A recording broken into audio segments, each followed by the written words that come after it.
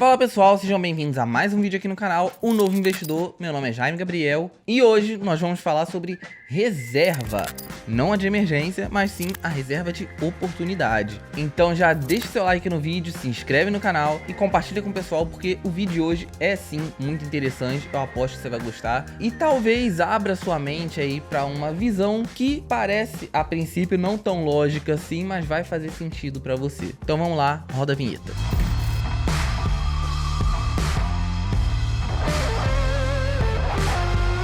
Como dito antes, nós vamos falar sobre reserva de oportunidade. E, primeiramente, não confunda reserva de oportunidade com reserva de emergência. Elas são duas coisas bem diferentes. Eu vou dar uma introdução, a gente vai ter um vídeo depois sobre reserva de emergência mais a fundo e tal, mas só para vocês entenderem a diferença.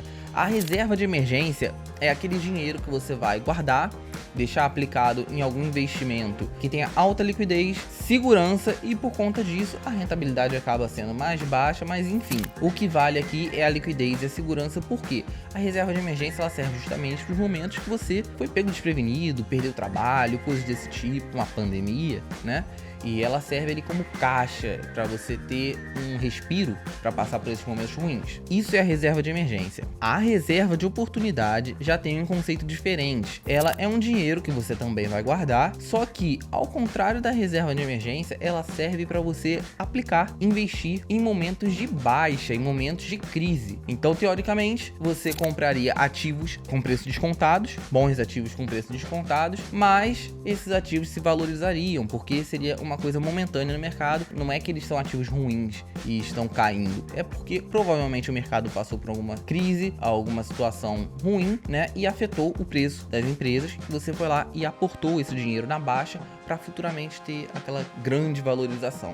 Enfim, agora que você já sabe a diferença, né, entre o conceito de reserva de emergência e reserva de oportunidade, a gente pode começar a falar sobre a reserva de oportunidade de fato. Muitos investidores que investem para longo prazo, eles têm essa estratégia de guardar esse dinheiro, como eu falei, para investir em momentos de crise e comprar bons ativos com preços descontados, ou seja, aproveitar essas oportunidades que o mercado de tempos em tempos apresenta. Mas aí eu te pergunto, será que isso realmente é uma estratégia que vale a pena? Eu digo no sentido de investir a longo prazo. Será que isso funciona? Será que isso realmente é a melhor forma de você usar o seu dinheiro para ter uma valorização ao longo do tempo? Bom, é sobre isso que a gente vai falar. A minha opinião, aqui não tem nenhum dado, no caso é a minha opinião mesmo, é de que não vale a pena. Eu separei uma matéria aqui para mostrar para vocês, mas antes da gente entrar nessa matéria em si, que comprova o que eu tô falando, o meu pensamento é o seguinte: quando você aplica o seu dinheiro em bons ativos, em boas empresas, a tendência é que essas empresas sempre cresçam,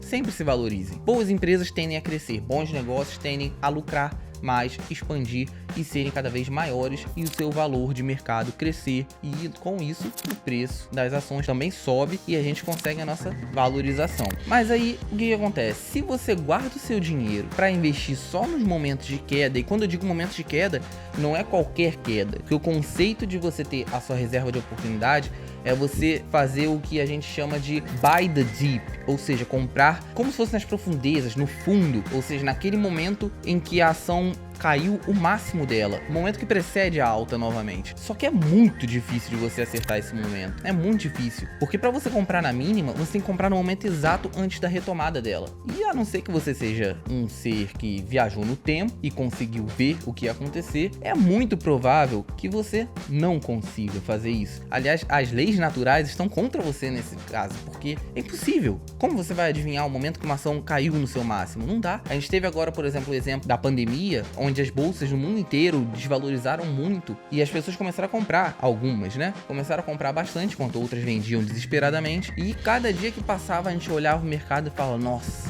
hoje caiu demais. E no dia seguinte caía mais, e caía mais, e caía mais. Então você fica sem saber quando vai ser o mínimo que o mercado atingiu. Aí eu te falo, e se ao invés de você comprar apenas nessas baixas, teoricamente no mínimo possível, você investisse o seu dinheiro mês a mês, com consistência, sem falhar ali com o seu investimento, colocar aquilo como uma coisa realmente sagrada para você, separar o dinheiro do investimento todo mês, colocar ali e pronto. Você não acha que talvez você conseguiria ter uma rentabilidade maior acompanhando todo o ciclo de alta que essas boas empresas apresentam, ao invés de tentar adivinhar prever e usar uma bola de cristal e ver quando vai ser o preço mínimo da ação para você conseguir lucrar muito em cima disso, eu vou te mostrar aqui que talvez isso seja mais interessante, embora no pensamento lógico seja improvável. Realmente o nosso senso comum leva a crer que comprar ativos no preço mínimo e depois ter uma grande valorização é mais vantajoso, mas não. Eu vou te mostrar agora o porquê de investir com consistência e de mês a mês no longo prazo é muito mais rentável do que você investir no buy the dip, ou seja, usando uma reserva de oportunidade para comprar nas mínimas. Vamos lá, eu vou olhar aqui no celular porque eu separei aqui uma pesquisa,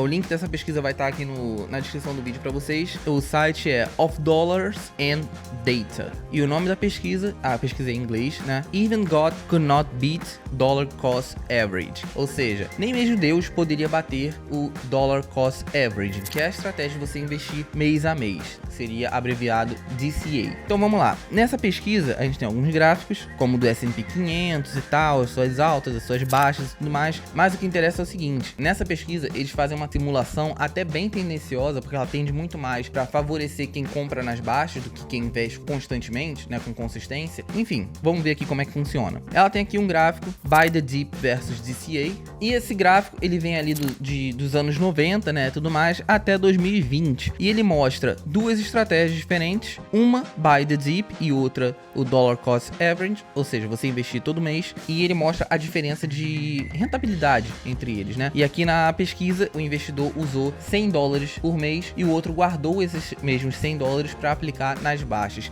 Só que uma coisa que é interessante, antes de eu mostrar o resultado para vocês, nessa pesquisa aqui, como eu falei, ela é um pouco tendenciosa e favorece quem compra nas baixas, porque nesse caso, nessa simulação, o investidor que comprou nas baixas, que usou uma reserva de oportunidade, ele teoricamente acertou todas as mínimas do mercado, ou seja, ele comprou exatamente no dia e horário do fundo máximo que o S&P 500 chegou, porque no caso essa simulação aqui é com o S&P 500. Então, ou seja, ele conseguiu adivinhar certeiramente onde foi a mínima. Isso é impossível de acontecer, por isso que eu falo que é bem tendencioso, mas vamos supor que isso tivesse acontecido e uma pessoa conseguisse adivinhar realmente essas mínimas. Então vamos lá, de ali meados dos anos 90 até 2020, a pessoa que usou o Buy the Dip acertando todas as mínimas, que foi ali por volta de 2003 e 2009, ela conseguiu uma rentabilidade, conseguiu um capital em torno de $80 mil. Já a pessoa que investiu esses $100 todo mês durante esse mesmo período conseguiu um patrimônio em torno de $60 mil, ou seja, uma diferença de 20 mil. Nesse caso aqui, o Buy the Dip realmente saiu vencedor.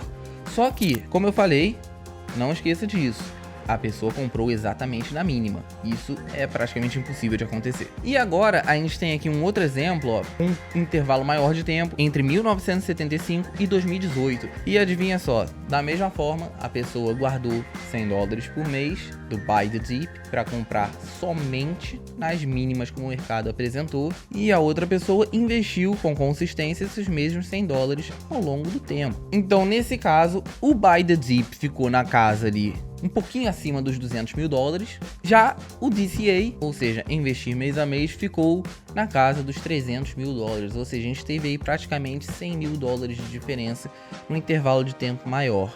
Caso vocês queiram ver a pesquisa com mais calma, como eu falei, o link tá aqui embaixo. E o que eu quero dizer com isso?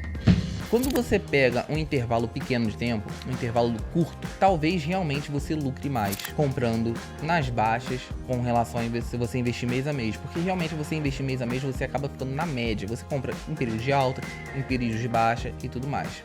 Só que justamente por você ficar nessa média, por você ficar com essa constância, você pega todo o ciclo de alta de uma empresa. Seu dinheiro, ele rende constantemente, de mês a mês.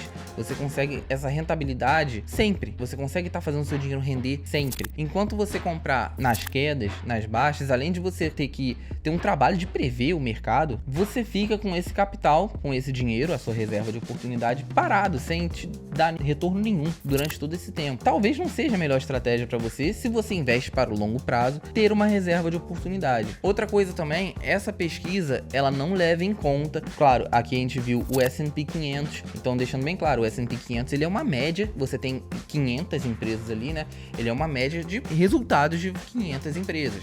tem empresas que têm um resultado muito bom, tem empresas que têm um resultado mediano, outras vão mal, ele te dá essa média. Mas no caso de você investir em ativos isolados, você escolher suas próprias ações e tudo mais, tem ações que pagam dividendos. Então, essa pesquisa não leva em conta essa questão de rendimentos mensais que você recebe, dos proventos que as empresas pagam. Então, isso é apenas levando em consideração a valorização do ativo. Então, você ainda teria essa vantagem. Caso você invista em ativos que te pagam proventos, dividendos, etc., você ainda tem esse bônus, vamos dizer assim, a seu favor. Enquanto no Buy the Dip, como eu falei, você tem que ser basicamente um adivinho e saber o momento certo de colocar o dinheiro ali, para você de fato ter uma rentabilidade que seja significativa. Porque quando a gente avaliou, por exemplo, o primeiro gráfico, colocar ele aqui de volta para vocês verem, a diferença foi de 20 mil dólares, mas volto a dizer, com a pessoa comprando apenas na mínima possível, no momento exato que ela teria que comprar de mínima. E quando a gente traz isso para um cenário real,